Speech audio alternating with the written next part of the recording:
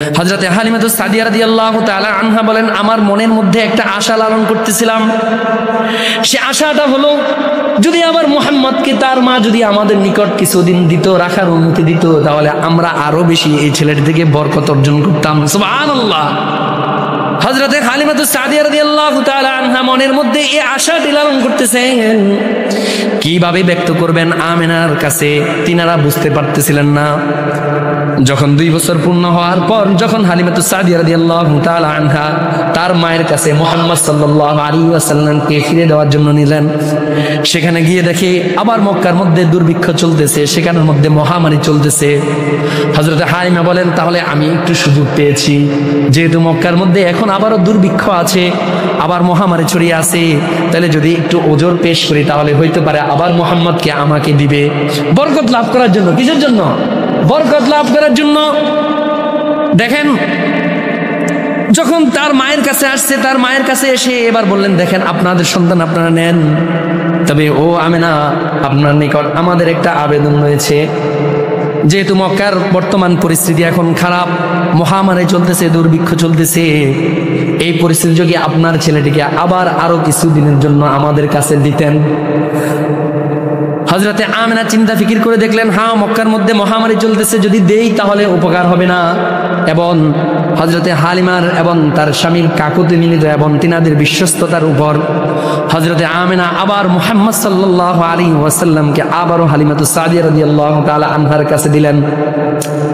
হযরতে হালিমাতুস সাদিয়া রাদিয়াল্লাহু তাআলা আনহা বলেন, যখন তার মা রাজি হয়, আমরা আবার তাকে নিয়ে আমরা আবার আমাদের বাসস্থানে ফিরে আসি। ফিরে আসার পর আমরা আবার সেই পূর্বের মতো বরকত লাভ করতেছিলাম। আমাদের সকল কিছুর মধ্যে বরকত হচ্ছিল, আমাদের ফসল ফলাদির মধ্যে, আমাদের গবাদি পশুর মধ্যে সর্বকাজে বরকত হচ্ছিল। এইভাবে আরো 2টি বছর অতিবাহিত হলো। তাইলে সর্বমোট কয় বছর হয়েছে? কয় বছর হয়েছে? 4 বছর। আগে 2 বছর দুধ পান করাইছেন, এখন 2 বছর বরকতের জন্য আনছেন। মোট কয় বছর? সিরাতের কিতাবের মধ্যে আসছে, এই 4 বছর অথবা 5 বছর যাওয়ার পর একদিন রাসূলুল্লাহ সাল্লাল্লাহু আলাইহি ওয়াসাল্লামের সিনা ছাক হয়, বক্ষ বিদীর্ণ করা হয়। এই বক্ষ বিদীর্ণ করা হয়, হাদিস শরীফের মধ্যে আসছেন। হযরতে আনাস রাদিয়াল্লাহু তাআলা আনহু বলেন, হযরতে আনাস রাদিয়াল্লাহু তাআলা আনহু বলেন, আনাস ইবনে মালিক রাদিয়াল্লাহু তাআলা আনহু আন্না রাসূলুল্লাহ সাল্লাল্লাহু আলাইহি ওয়াসাল্লাম আতাহু জিবরাইল ওয়া হুয়া ইয়ালআবু মা'আল গিলমান। একদিন আল্লাহ রাসূল সাল্লাল্লাহু আলাইহি ওয়াসাল্লাম বাচ্চাদের সাথে খেলাধুলা করতেছিলেন, এমন সময় হযরতে জিবরাইল আলাইহিস সালাতু ওয়াস সালাম সেখানে উপস্থিত হয়েছে। ফাআখাযাহু ফাসারআহু ফাশাক্কা আলাইহিল কলব। হযরতে আনাস রাদিয়াল্লাহু তাআলা আনহু বলেন, জিবরাইল আলাইহিস সালাতু ওয়াস সালাম হযরতে হুজুর সাল্লাল্লাহু আলাইহি ওয়াসাল্লামকে ধরলেন, ধরে নিয়ে এবার তিনাকে দূরে নিয়ে গেলেন। দূরে নিয়ে এবার তিনি তিনার কলবকে তিনি এবার ফেটে দিয়েছেন।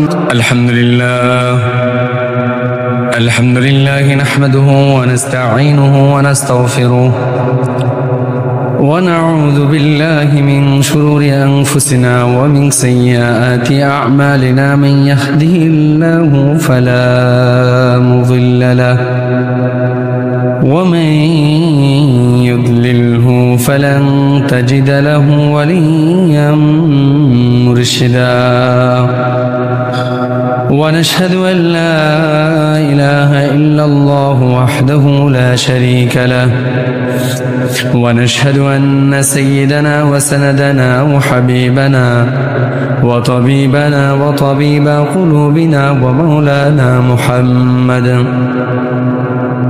الذي أرسله الله تعالى بالحق بشيرا ونذيرا وداعيا إلى الله بإذنه وسراجا وقمرا منيرا. أما بعد فأعوذ بالله من الشيطان الرجيم. بسم الله الرحمن الرحيم. ألم نشرح لك صدرك ووضعنا عنك وزرك الذي أنقض ظهرك ورفعنا لك ذكرك. وعن أنس بن مالك رضي الله تعالى عنه قال أن رسول الله صلى الله عليه وسلم أتاه جبرائيل وهو يلعب مع الغلمان فأخذه فصرعه فشق عن القلب فاستخرج منه العلقة ثم قال هذا خط الشيطان منك إن الله وملائكته يصلون على النبي يا أيها الذين آمنوا صلوا عليه وسلموا تسليما. اللهم صل على شكل محبة الشديد درود إبراهيم پوری. اللهم صل على محمد وعلى آل محمد كما صليت على إبراهيم وعلى آل إبراهيم إنك حميد مجيد. اللهم بارك على محمد وعلى آل محمد كما باركت على إبراهيم وعلى آل إبراهيم إنك حميد مجيد. اللهم بارك على محمد وعلى آل محمد كما باركت على إبراهيم وعلى آل إبراهيم إنك حميد مجيد. بلغ العلا بكماله كشف التجى بجماله حسنت جميع خصاله صلوا عليه وآله. سبحانك لا علم لنا إلا ما علمتنا إنك أنت العليم الحكيم.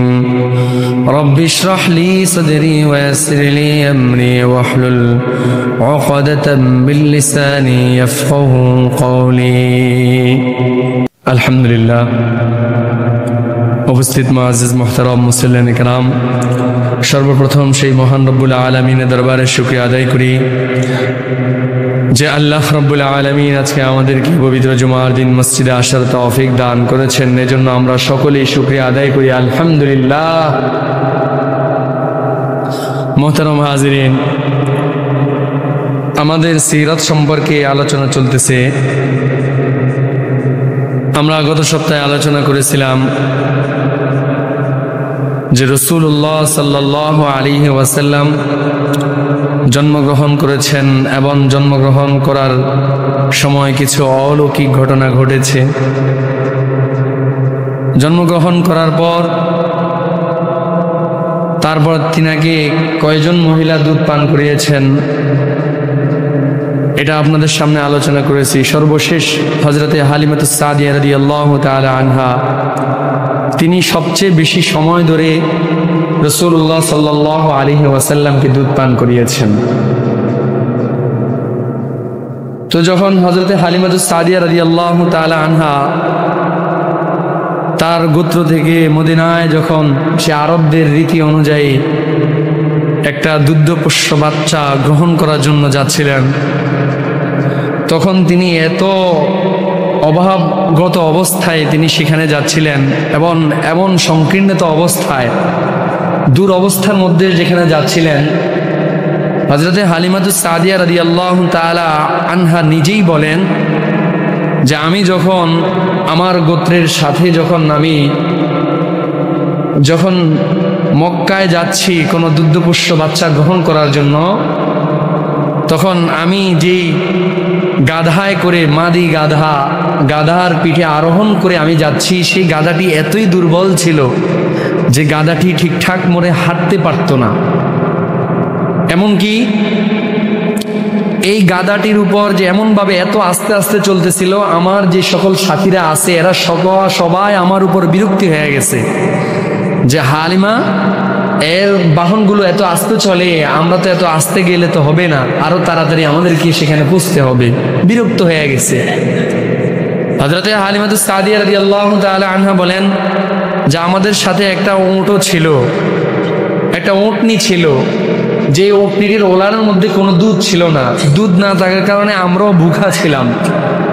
আমরা রাত্রিতে এমন অবস্থায়, রাত্রে আমরা পথের মধ্যে অবস্থান করতেছিলাম, যখন আমারও মধ্যে কোনো দুধ নাই, আমার একটা সন্তান আছে গর্ভে, একটি কোলে একটি সন্তান আছে, সেই সন্তানকে দুধ খাওয়াবো, ওই পরিমাণ দুধ পর্যন্ত আমার স্তনে ছিল না। আবার আমি যেই ওটনি, এই ওটনি থেকে দুধ খাবো, এটার ওলানো কোনো দুধ ছিল না। আবার আমাদের যেই আরোহণটি ছিল, যার মধ্যে আরোহণ করে আমরা মক্কায় পৌঁছাবো, সেটি ছিল অত্যন্ত দুর্বল। এত সংকীর্ণ অবস্থায় তিনি ছিলেন। হযরতে হালিমাতুস সাদিয়া রাদিয়াল্লাহু তাআলা আনহা বলেন, অতঃপর আমরা যখন মক্কায় পৌঁছি, মক্কায় পৌঁছার পর সেখানে আমরা যেখানেই যার কাছে গিয়েছি একটি বাচ্চা গ্রহণ করার জন্য, সকলেই আমাদের অবস্থা দেখে, আমাদের এই সংকীর্ণতার অবস্থা দেখে সকলেই তার বাচ্চাকে আমাদের নিকট দিতে অস্বীকার করছেন। অপরদিকে বিশ্বনবী নবী মুহাম্মদুর রাসূলুল্লাহ সাল্লাল্লাহু আলাইহি ওয়াসাল্লামকে এমন কোনো মহিলা নাই যে তার কাছে পেশ করা হয় নাই। বুঝছেন আমার কথা? এই হালিমাতুস সাদিয়া রাদিয়াল্লাহু তাআলা আনহার সাথে যতজন মহিলা মক্কায় আসছেন, এই সকল মহিলার কাছে হুজুর সাল্লাল্লাহু আলাইহি ওয়াসাল্লামের মামেনা তার সন্তানকে, আমাদের নবীকে সকলের নিকট উপস্থাপন করেছেন। নাও তোমরা আমার সন্তানকে নাও, আমার সন্তানকে নিয়ে তাকে দুধ পান করাও। কিন্তু যখন এই মহিলারা দেখতো যে এ হলো দরিদ্র, এই সন্তানটির পিতা নাই, ওই যে 6 মাস আগে মারা গিয়েছে, যে গর্ভধারণ অবস্থায় 6 মাস বয়সে মারা গিয়েছে, তখন মহিলারা দেখলো এই সন্তানটির পিতা নাই, মা হলো বিধবা, তার দাদা হলো বৃদ্ধ, আর্থিকভাবে সচ্ছল না। তাহলে তারা যে দুধ পান করাতো, এটার একটা আশা হলো তাদেরকে কিছু সম্পদ দিবে। এই সম্পদ কুড়ানোর উদ্দেশ্যেই তারা কিন্তু দুগ্ধপোষ্য বাচ্চা গ্রহণ করত। তো কোনো মহিলা যখন, যে কোনো মহিলা যখনই দেখেছে যে সে দুর্বল, তার আর্থিক সম্পদ ভালো না, কেউই আর মুহাম্মদ সাল্লাল্লাহু আলাইহি ওয়াসাল্লামকে গ্রহণ করেন না। আর এটার তো হিকমত হলো হুজুর সাল্লাল্লাহু আলাইহি ওয়াসাল্লামকে আল্লাহ তাআলা হযরতে হালিমাতুস সাদিয়া রাদিয়াল্লাহু তাআলা আনহার ভাগ্যের মধ্যে রেখে দিয়েছেন। সুবহানাল্লাহ। হযরতে হালিমাতুস সাদিয়া রাদিয়াল্লাহু তাআলা আনহা, তিনি যখন এবার সন্ধ্যা হয়ে গিয়েছে, কোনো বাচ্চা তিনার ভাগ্যে জুটে নেন, তো তিনি এবার তিনার স্বামীকে বললেন, ওগো স্বামী, আমরা তো কোনো বাচ্চা পাই নাই, আর আমাদের সাথে সকল মহিলারা একটা একটা করে বাচ্চা গ্রহণ করেছে, চলো আমরা যে বাচ্চাটি রয়ে গিয়েছে এই বাচ্চাটিকে আমরা নিয়ে নিই, হয়তো পারে এটার মধ্যে বরকত আল্লাহ তাআলা আমাদেরকে দিবেন। তো স্বামী এই কথা শুনে, আচ্ছা ঠিক আছে, যেহেতু আমরা কোনো বাচ্চা পাইনি, তো তাকে নিয়ে নাও, হয়তো পারে এটার মধ্যে আল্লাহ তাআলা আমাদের জন্য বরকত রেখেছেন। এবার স্বামীও রাজি। হযরতে হালিমাতুস সাদিয়া রাদিয়াল্লাহু তাআলা আনহা হুজুর সাল্লাল্লাহু আলাইহি ওয়াসাল্লামকে কোলে নিয়েছেন। কোলে নিয়ে এবার হুজুর সাল্লাল্লাহু আলাইহি ওয়াসাল্লামকে কোলে নিয়ে তারপর তিনি তিনার গন্তব্যস্থলে রওনা করলেন। হযরতে হালিমাতুস সাদিয়া রাদিয়াল্লাহু তাআলা আনহা বলেন, আমি যখন মুহাম্মদকে কোলে নিয়ে যখন আমি তাকে দুধ পান করানোর জন্য নেই, তখন মুহাম্মদ সাল্লাল্লাহু আলাইহি ওয়াসাল্লাম তিনি পরিপূর্ণভাবে, পরিপূর্ণ তৃপ্তির সাথে দুধ পান করলেন। হযরতে হালিমাতুস সাদিয়া রাদিয়াল্লাহু তাআলা আনহা বলেন, আমি তো আশ্চর্য হয়ে গেছি, ইতিপূর্বে আমার স্তনের মধ্যে কোনো দুধ ছিল না, কারণ আমি নিজেও খাইতে পারি নাই, আমার মধ্যেও কোনো দুধ ছিল না। আমার কোলে যে সন্তানটি ছিল আমার, সেই সন্তানটিও দুধ পায় নাই, সেই সন্তানটি কান্নাকাটি করতেছে। কিন্তু বিশ্বনবী নবী মুহাম্মদুর রাসূলুল্লাহ সাল্লাল্লাহু আলাইহি ওয়াসাল্লামকে কোলে নেওয়ার পর থেকেই আমার স্তনের মধ্যে কোথা থেকে দুধ চলে আসলো, তিনি আশ্চর্য হয়ে গেলেন। হযরতে হালিমাতুস সাদিয়া রাদিয়াল্লাহু তাআলা আনহা বলেন, এরপর আমি আমার যে সন্তানটি ছিল সেই সন্তানটিকে অপর স্তন থেকে আমি দুধ পান করালাম, সেও তৃপ্তি সহকারে দুধ পান করলো। সুবহানাল্লাহ।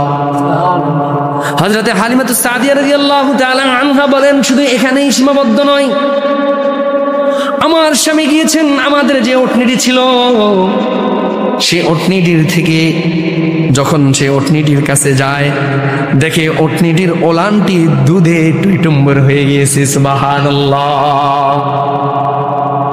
হযরতে হালিমাতুস সাদিয়া রাদিয়াল্লাহু তাআলা আনহা বলেন, আমার স্বামী যখন ওটনিটির কাছে গিয়েছে, ওটনিটির ওলানটি দুধে পরিণত হয়ে গিয়েছে। আমার স্বামী সেইখান থেকে দুধ দহন করে আমাদের জন্য আনলেন। আমরা পরিপূর্ণ তৃপ্তি সহকারে পান করলাম, কারণ দীর্ঘ 2 দিন যাবৎ আমরা ভুখা অবস্থায়, আমাদের ওটনির মধ্যে আগে দুধ ছিল না, হঠাৎ করে এত দুধ কোত্থেকে আসলো। হযরতে হালিমাতুস সাদিয়া রাদিয়াল্লাহু তাআলা আনহা বলেন, আমি এবং আমার সন্তান এবং আমার স্বামী পরিপূর্ণ সহকারে পরিপূর্ণতার সাথে সেই দিন পরিপূর্ণ তৃপ্তির সাথে দুধ পান করে আমরা সেখানেই রাত্রি যাপন করলাম।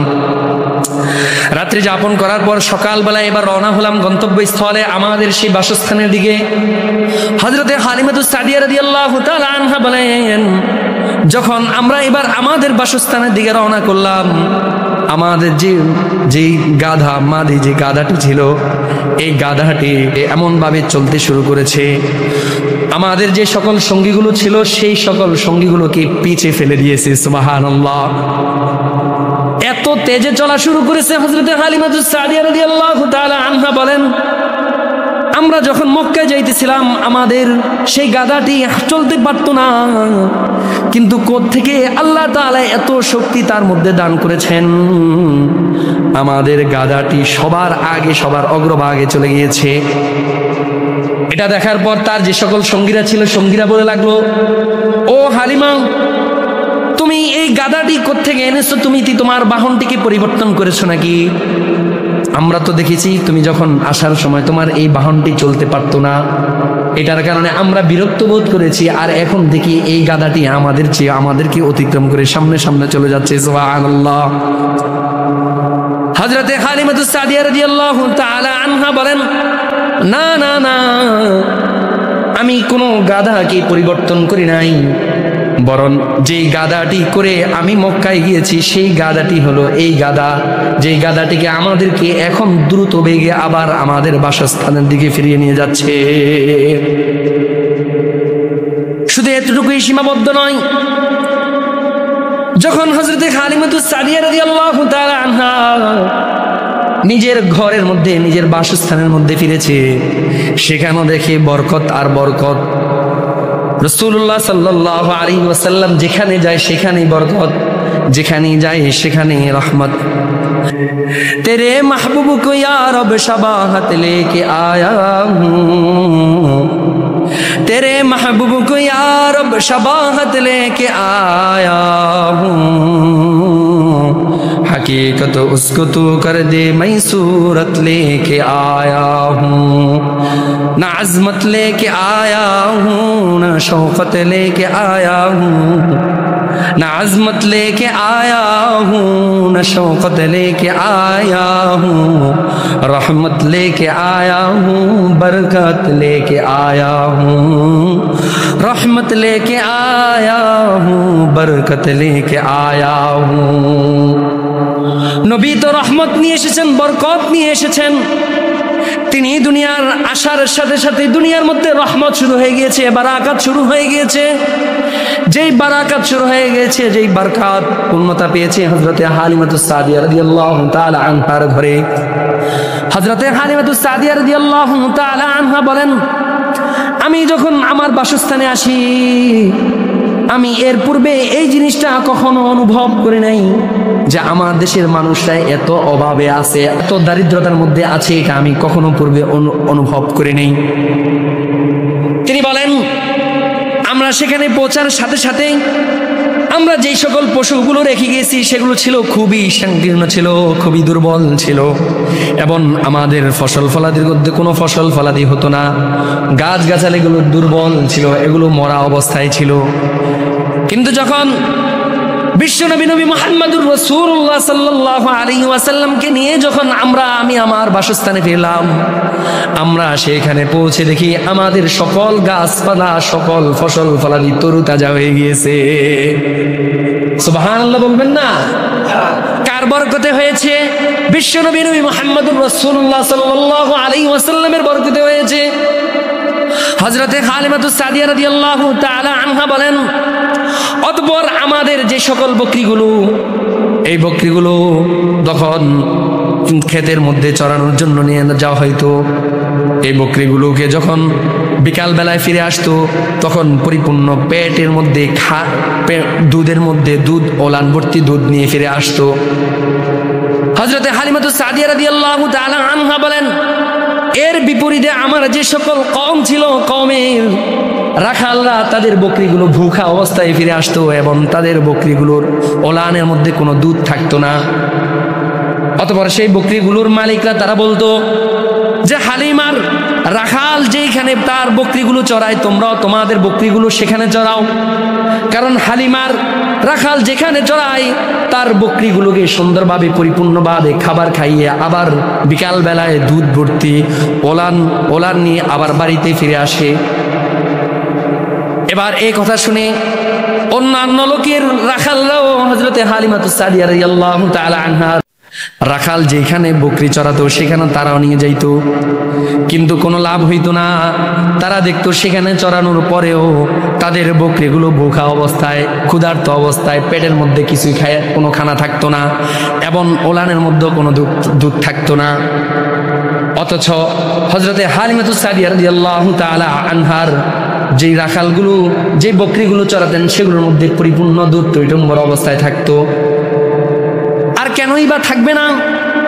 এটা তো দুনিয়ার কোনো চারণভূমির কারিশমা নয়, এটা তো কেবলমাত্র প্রিয় নবী নবী মুহাম্মদুর রাসূলুল্লাহ সাল্লাল্লাহু আলাইহি ওয়াসাল্লামের বরকতেই হচ্ছে। কার বরকতে? রাসূলুল্লাহ সাল্লাল্লাহু আলাইহি ওয়াসাল্লামের বরকতেই হচ্ছে। যদিও তোমরা সেখানে নিয়ে যাও, হালিমাতুস সাদিয়া রাদিয়াল্লাহু তাআলা আনহার রাখাল যেখানে বকরি চড়ায় সেখানে নিলেও কোনো তোমাদের বকরিগুলো কোনো ফায়দা হবে না, কারণ সেই বকরিগুলো আল্লাহ তাআলার রহমতে আল্লাহ তাআলা রাসূলুল্লাহ সাল্লাল্লাহু আলাইহি ওয়াসাল্লামকে আনার কারণে হালিমাতুস সাদিয়া রাদিয়াল্লাহু তাআলা আনহাকে বরকত দান করেছেন।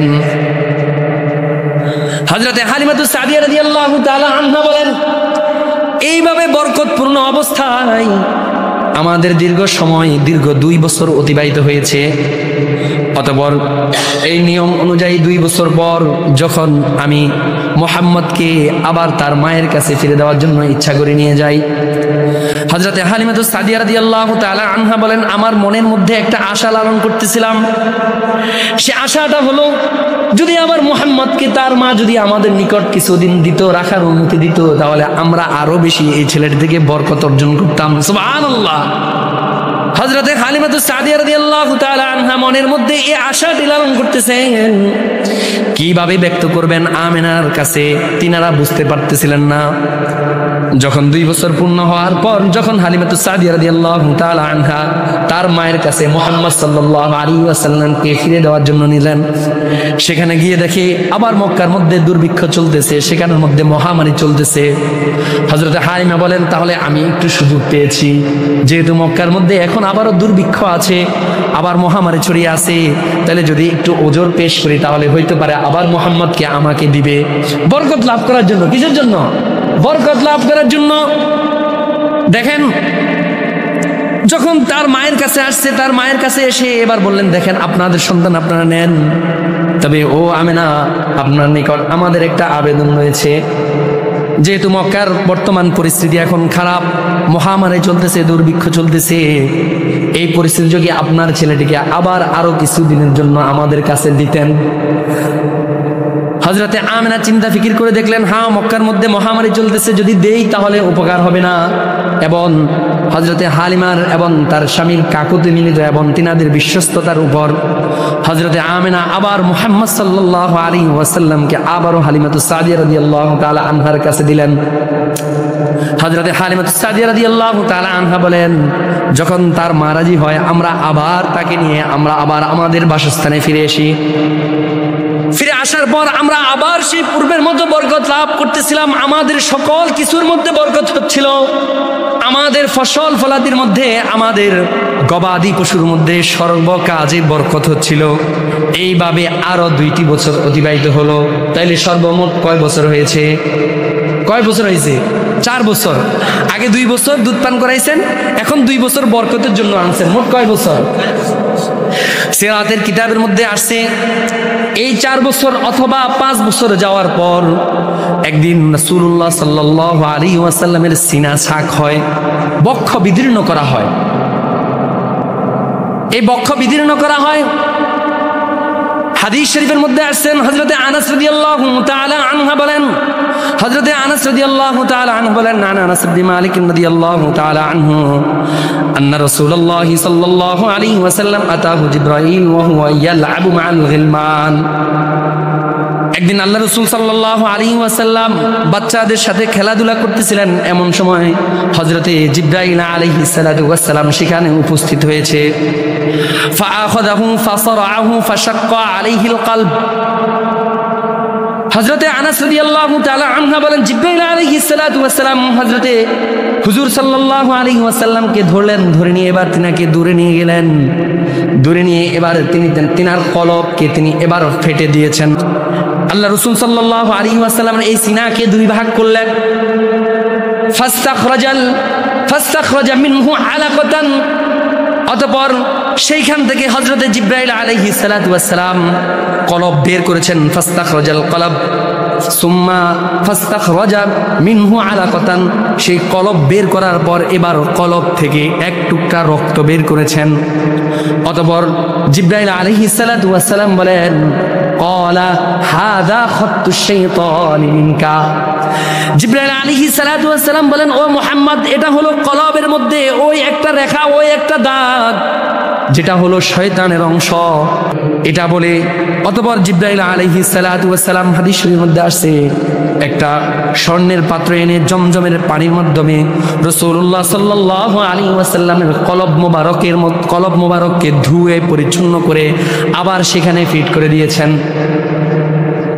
এবার যখন ফিট করে দিয়েছেন, অন্যান্য বাচ্চারা, অন্যান্য ছোট ছোট শিশুরা যখন এসে দেখলো যে মুহাম্মদ সাল্লাল্লাহু আলাইহি ওয়াসাল্লামকে এখানে একজন লোক তার বক্ষকে বিদীর্ণ করে দিয়েছে, কি যেন করতেছে। তখন বাচ্চারা এবার হালিমাতুস সাদিয়ার কাছে গেলেন, আপনার সন্তানকে মুহাম্মদকে একজন লোক এসে তার বক্ষকে এইভাবে ফেরে সে যেন কি যেন করলো, তাকে মেরে ফেলেছে। হযরতে হালিমাতুস সাদিয়া রাদিয়াল্লাহু তাআলা আনহা এবং তার স্বামী দৌড়ে আসলেন। দৌড়ে আসে দেখলেন রাসূলুল্লাহ সাল্লাল্লাহু আলাইহি ওয়াসাল্লামের চেহারার মধ্যে সংকীর্ণতার চাপ, তিনার চেহারার মধ্যে কেমন যেন একটা ভয়ের চাপ লেগে আছে। হযরতে হালিমাতুস সাদিয়া রাদিয়াল্লাহু তাআলা আনহা এটা দেখে তিনি অতঃপর মুহাম্মদ সাল্লাল্লাহু আলাইহি ওয়াসাল্লামকে কোলে নিয়েছেন। এই কোলে নিয়ে তিনি এবার তিনার বাসায় নিয়ে চিকিৎসা করালেন। হযরত হালিমাতুস সাদিয়া রাদিয়াল্লাহু তাআলা আনহা এটা দেখে তিনি ভয় পেয়ে গেলেন। ভয় পেয়ে তিনি এবার হযরতে হুজুর সাল্লাল্লাহু আলাইহি ওয়াসাল্লামকে তিনার মায়ের নিকট ফিরিয়ে দিয়ে আসছেন। এই ঘটনা দেখার পর হযরতে হালিমাতুস সাদিয়া রাদিয়াল্লাহু তাআলা আনহা বলেন, হায় হায়, এই সন্তানটি কেমন যেন সন্তান, আশ্চর্য ঘটনা ঘটে গিয়েছে। তিনি ভয় পেয়ে হুজুর সাল্লাল্লাহু আলাইহি ওয়াসাল্লামকে হযরতে আমিনার কাছে ফিরে দিয়ে আসছেন। আর এইটা হলো এই যে বক্ষ বিদীর্ণ, এটাকে বলা হয় সিনা সাক, শক্কে সদর। আর এটা রাসূলুল্লাহ সাল্লাল্লাহু আলাইহি ওয়াসাল্লামের 4 বার হয়েছে। কয়বার হয়েছে? 4 বার হয়েছে। প্রথমবার হয়েছে যখন 4 বছর অথবা 5 বছর হয়েছে তখন। এরপর আবার বিভিন্ন যখন পর্যায়ে ইনশাআল্লাহ আমরা যাব তখন আপনাদের সাথে এই আলোচনাগুলো করব। তো 4 বার মধ্যে প্রথমবার হলো এটা। আর এই শক্কে সদর, এটার কথা কোরআন শরীফে আল্লাহ রাব্বুল আলামিন বলেন, আলাম নাশরাহ লাকা সাদরাক। আল্লাহ রাব্বুল আলামিন বলেন, আমি কি তোমার বক্ষকে উন্মোচন করে দেই নাই? আমি কি আপনার মনকে খুলে দেই নাই? এটার দ্বারা রাসূলুল্লাহ সাল্লাল্লাহু আলাইহি ওয়াসাল্লামকে আল্লাহ তাআলা বক্ষ খুলে দিয়েছেন। এটার অর্থ হলো যে 2টা দিক থেকে, এক কথা হলো রব্বুল আলামিন তিনাকে জ্ঞান দান করেছেন, অন্যরকম জ্ঞান। 2 নম্বর হলো তিনাকে ধৈর্য এবং সহনশীলতা দান করেছেন, যেটা পৃথিবীর মধ্যে অন্য কাউকে দান করা হয় নাই। দুনিয়ার সকল মানুষও তো জ্ঞান লাভ করে, কিন্তু জ্ঞান তো হলো 2 প্রকার, একটা হলো চাক্ষুষ জ্ঞান, আরেকটা হলো পরোক্ষ জ্ঞান। রাসূলুল্লাহ সাল্লাল্লাহু আলাইহি ওয়াসাল্লামের এই সিনা সাকের মাধ্যমে তিনাকে চাক্ষুষ জ্ঞান লাভ করার তৌফিক দান করেছেন। যেমন যদি কোনো ঘটনা কোনো মানুষ যদি বলা হয়, যেমন গাজার উপত্যকার মধ্যে এখন বর্তমানের মধ্যে সেই ত্রাণবাহী জাহাজ নিয়ে পৌঁছেছে, একটা জাহাজ পৌঁছেছে, এটা আমরা সংবাদের মাধ্যমে জেনেছি। আর যে ব্যক্তি সরাসরি ত্রাণ নিয়ে পৌঁছেছে সে এটাকে চাক্ষুষভাবে দেখেছে, এটা হলো চাক্ষুষ। আর আমরা যেটা মোবাইলে দেখতেছি, পত্রিকার মাধ্যমে দেখতেছি, এটা হলো পরোক্ষ। এটা সত্য হইতে পারে, আবার কতক্ষণ পরে অন্যটাও হইতে পারে, হয় না এরকম? এটা হলো পরোক্ষভাবে, এই ইলমের কোনো ভিত্তি নাই। কিন্তু চাক্ষুষ যেটা, এই চাক্ষুষ একবারে সরাসরি দেখার মতো। আল্লাহ তাআলা সিনা সাকের মাধ্যমে রাসূলুল্লাহ সাল্লাল্লাহু আলাইহি ওয়াসাল্লামকে এই চাক্ষুষ জ্ঞান লাভ করার তৌফিক দান করেছেন। এই জন্যই তো রাসূলুল্লাহ সাল্লাল্লাহু আলাইহি ওয়াসাল্লাম সব কিছু দেখেছেন। মেরাজের রজনীতে রাসূলুল্লাহ সাল্লাল্লাহু আলাইহি ওয়াসাল্লাম বেহেশত দেখেছেন, দোজখ দেখেছেন, আরশে আজিম দেখেছেন, রব্বুল আলামিনের সাথে সরাসরিভাবে সাক্ষাৎ করেছেন। কারণ রব্বুল আলামিন তিনার কলবকে এমনভাবে তৈরি করেছেন যাতে করে তিনি চাক্ষুষভাবে জ্ঞান লাভ করতে পারেন। তারপর রব্বুল আলামিন এই সিনা সাকের মাধ্যমে 2 নম্বরে যে কাজ করেছেন সেটা হলো তিনাকে ধৈর্য ধারণ করার এবং সবরের শক্তি দান করেছেন। মক্কার কাফেররা রাসূলুল্লাহ সাল্লাল্লাহু আলাইহি ওয়াসাল্লামকে এত কষ্ট দিয়েছে, তিনাকে পাথর নিক্ষেপ করেছে, পাথর নিক্ষেপ করতে করতে তিনার মাথার রক্ত পায়ের মধ্যে ফেলে দিয়েছে, তিনার আপন বাসস্থান থেকে তিনাকে দূরভীত করে দিয়েছে। এত কষ্ট দেওয়ার পরও রাসূলুল্লাহ সাল্লাল্লাহু আলাইহি ওয়াসাল্লাম পরিপূর্ণ ধৈর্য ধারণ করেছেন। কখনো তিনি ধৈর্যহীন হন নাই। এইটাই আল্লাহ তাআলা রাসূলুল্লাহ সাল্লাল্লাহু আলাইহি ওয়াসাল্লামের সিনা সাকের মাধ্যমে আল্লাহ তাআলা তিনাকে ধৈর্য ধারণ করার শক্তি দান করেছেন। এই জন্য রাসূলুল্লাহ সাল্লাল্লাহু আলাইহি ওয়াসাল্লামের সিনা সাকের ঘটনা ঘটেছে। এরপর এই সিনা সাকের ঘটনার পর তো যখন ফিরিয়ে দিয়ে আসছেন, তারপর এখানে বিস্তারিত আবার ঘটনা। এরপরে দাদা আব্দুল মুত্তালিবের সাথে ছিলেন, এগুলো আমরা ইনশাল্লাহ ধারাবাহিকভাবে ইনশাল্লাহ আমরা জানবো। আল্লাহ তাআলা আমাদেরকে সামনে থেকে মসজিদে আগে আসার তৌফিক দান করেন। এখন একটা কথা